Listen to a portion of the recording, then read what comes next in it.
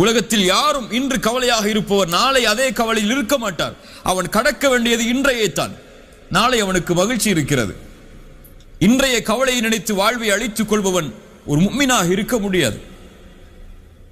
ரசூலுல்லாஹி ஸல்லல்லாஹு அலைஹி வஸல்லம் அவர்களுடைய வாழ்க்கையில் ஏராளமான உதாரணங்களை அதற்கு பார்க்கலாம். இன்ன மஅல் உஸ்ரி யுஸ்ரா, சிரமத்திற்கு பிறகு இன்பம் என்ற நிலை வரும். அதற்காக அவன் பொறுமையோடு காத்திருக்க வேண்டும். சிரமமே வாழ்க்கையாக விட்டது என்று கண் கலங்கக்கூடாது ஒரு முஃமின்.